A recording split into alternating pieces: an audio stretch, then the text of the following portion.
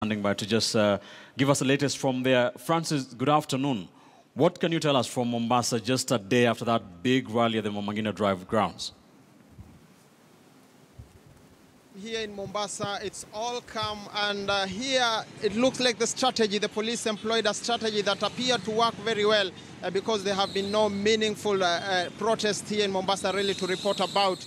There were, of course, pockets of people who had come together around Mapembeni area, but they were dispersed after police triggered a few tear gases here and there, and they left the entire town. And they also the police also blocked all the major entries into town, and they could not allow even a small gathering to happen within the CBD. That is why perhaps their strategy appeared to work.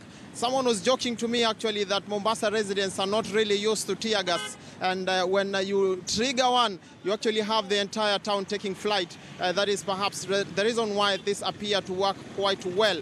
There were indications earlier that there were going to be leaders also taking part, that is top leaders, top NASA leaders taking part in these demos. You recall that in the morning we were reporting that Raila Odinga was still in town even as the demonstrations were being planned. There were indications also that Hassan Ali Joho, the governor of Mombasa, would have been part of these demos, but thereafter the only people that you could see around here were members of county assembly and a few ODM leaders here in town trying to mobilize people. But that strategy was actually scuttled by law enforcement who did not allow any serious gatherings to happen here in town.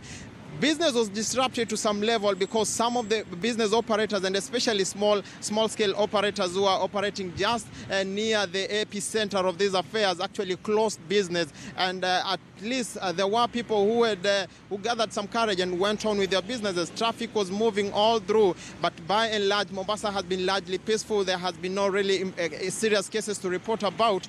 Police at some point, of course, arrested a few young men here in town who they presumed were part of the gang that was supposed to be part of the demonstrations. And therefore, this particular juncture, it's all calm. The famous Uhuru Gardens here in Mombasa has police presence, a heavy police presence there, and that is why perhaps you're not witnessing anything happening. But there is a commitment from some leaders who are part of the NASA team that were planning the demos. They're saying they're not going to relent and they're going to make true their threat of having these demonstrations daily. But by and large in Mombasa, the police strategy appeared to work very well, Ben.